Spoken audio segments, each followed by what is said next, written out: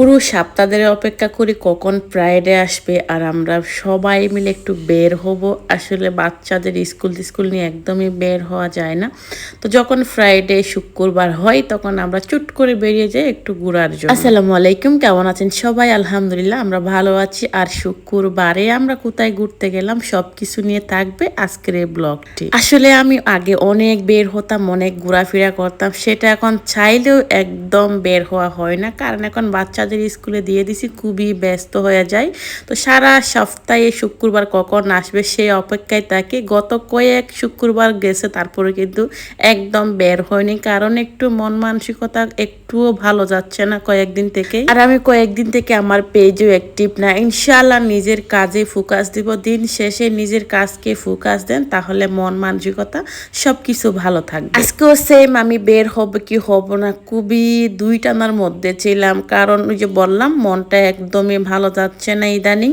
তো হুট করে সন্ধ্যা হয়ে যাচ্ছিল আর গুড়ি গুড়ি বৃষ্টি হচ্ছিল, আকাশে একদম কালো হয়ে গেছে চতুর্দিক দিয়ে। তো যাব কি যাব না দুই টানার মধ্যে পড়ে থাকতে থাকতে ভাবলাম যে না চলো ঘুরে আসি, কারণ বাচ্চারাও বাসার মধ্যে, স্কুল থেকে বাসা, বাসা থেকে স্কুল, এর ভিতরে কোথাও বের হয়নি, তাদেরও মন মানসিকতা একটু ভালো যাচ্ছে না। তো ভাবলাম না চলো খুব কাছেই একদম গিয়ে একটু বের হয়ে মনটা আর মাইন্ড একদম ফ্রেশ করে চলে আসি।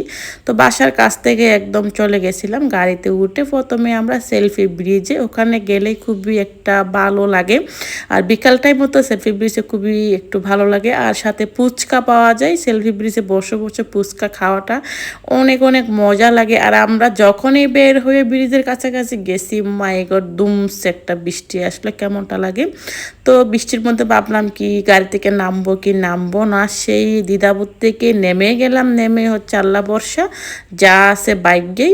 তো নেমে একটু ঘোরাঘুরি করলাম। তো ঘোরাঘুরি করার পরে আর দুই ভাই বোনে মিলে আমরা চলে গেছিলাম একদম ব্রিজের মাঝখানে, যেখানে ফুচকা পাওয়া যায়, ফুচকা চটপটি।